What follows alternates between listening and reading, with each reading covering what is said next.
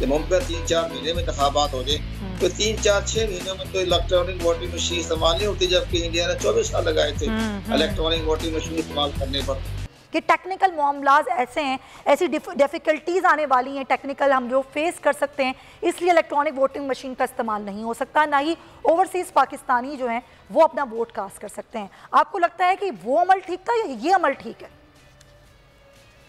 देखा जी, बिस्मिल्लाहिर्रहमानिर्रहीम, electronic voting machine एक बेहतरीन सिस्टम है, लेकिन मसला ये हुआ है कि साबका हुकूमत ने इस इलेक्ट्रॉनिक वोटिंग मशीन पर अमल दरामद करने के लिए जो तरीक़ाकार इख्तियार किया वो ना बना सकता। उन्होंने बराह रास्त जो है वो साइंस और टेक्नोलॉजी मिनिस्टर को ये असाइनमेंट दे दी और इलेक्शन कमीशन ऑफ पाकिस्तान को नज़रअंदाज कर दिया।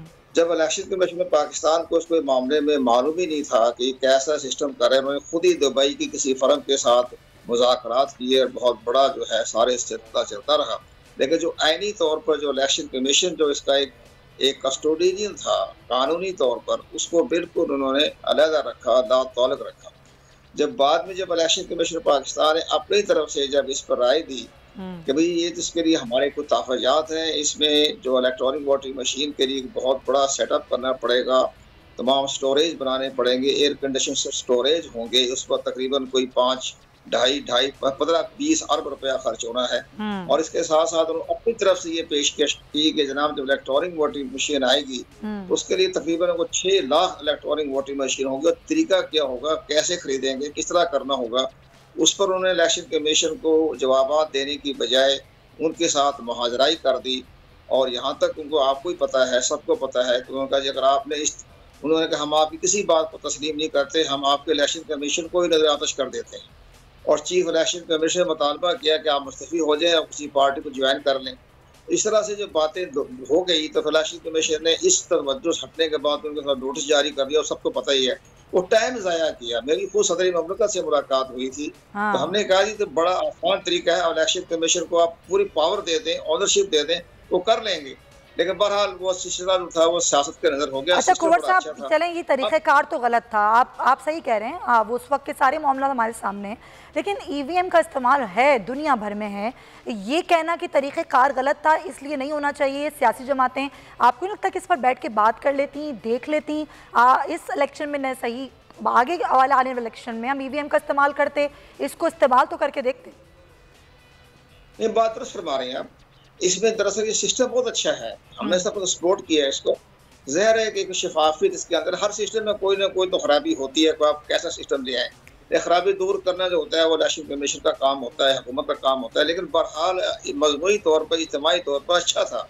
और अगर हम इसको सिस्टम को अपना लेते तो पाकिस्तान जो था कि डिजिटल जो दुनिया में दाखिल हो जाता है, एक नया तरीका था, शफाफियत भी पैदा हो जाती, शुबहत भी दूर हो जाते, टेम्परिंग भी दूर होती। लेकिन बात ही मैं कानूनी तौर पर बताऊं, मैं आपको कानूनी तौर पर हमें सिस्टम को लाइक करते हैं, लेकिन इलेक्शन कमीशन ने ये कहा कि अगर आपने सेक्शन 103 में तरमीम कर ली है और इलेक्ट्रॉनिक वोटिंग मशीन का इस्तेमाल जरूरी हो गया हमारे लिए, तो उसके साथ साथ साइड इफेक्ट में और 14 तरमीमें भी करनी पड़नी थी।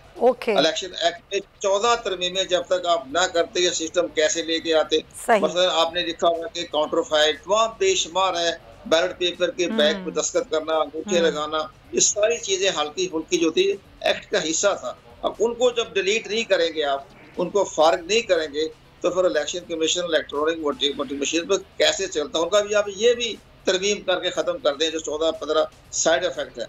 लेकिन उन्होंने 15-16 खत भी लिखे इलेक्शन कमीशन ने, उस पर उन्होंने कोई कार्रवाई नहीं की। उनकी पार्लियामेंट मिनिस्टर भी नहीं की, प्राइम मिनिस्टर को 15 खत लिखे, वो भी उन्होंने उस पर नहीं इस पर अमल दरामद किया। उनका भी सब 15-16 एक्ट में तब्दीली नहीं करेंगे, मेरे पास तमाम मौजूद है, जब तक इसको तरमीम नहीं करेंगे तो हम इसको लेकर कैसे आगे चलेंगे। ये तो साबिक़ा हुकूमत का मामला हो गया। अब जो मौजूदा हालात में तरमीम इसलिए करनी पड़ी कि अगर इसके तरमीम ना करते और इलेक्शन हो जाते तो चैलेंज हो जाते। फिर इलेक्शन तो पाकिस्तान ने इलेक्ट्रॉनिक वोटिंग मशीन का इस्तेमाल नहीं किया, जबकि वो इलेक्शन एक्ट का हिस्सा था। इसी 94 जो सेक्शन वो भी हिस्सा था ओवरसीज पाकिस्तानी के लिए, तो वो तरमीम करनी पड़ी। अब पता नहीं ना इलेक्शन जो है चंद महीनों में हो जाए या कल अगले साल। सर यही तो सवाल है, सॉरी टू इंटरप्ट यू, ये देखिए सबसे बड़ा सवाल है कुंवर साहब, आप माशाल्लाह इतना तजुर्बा रखते हैं, आपको पता है कि कैसे यहाँ पर इलेक्शंस होते हैं और फिर जब उस पर धांधली के इल्ज़ामात लगते हैं तो धांधली का दरवाज़ा रोकने के लिए फिर हमारे पास तरीक़ाकार क्या है? कल इलेक्शन हो या 4 महीने बाद हो और फिर उस पर कोई खड़ा होकर ये कहे कि ये इलेक्शन धांधली ज़दा हैं, तो उसको हम कैसे चुप करवा सकते हैं? क्या रास्ता है हमारे पास फिर? हाँ, ये बात सही आपने फरमाई कि ये था कि अगर काश ये सिस्टम हम अपना लेते तो ये जो इल्ज़ामात ना लगते इलेक्शन कमीशन पर भी, और तब सब पार्टियों को तस्लीम कर रही थी। लेकिन मसला ये है कि जब ये सिस्टम सामने आया तो सारे स्टेक होल्डर को साथ लेकर चलना चाहिए था ना।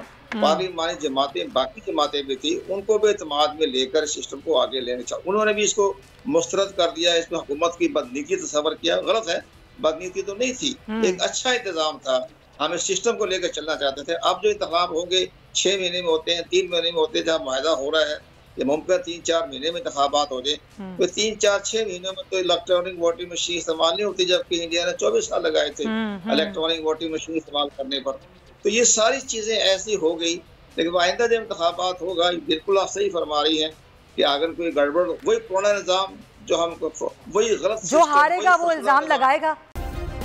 सब्सक्राइब करें और बेल दबाएं ताकि कोई खबर रह न जाए।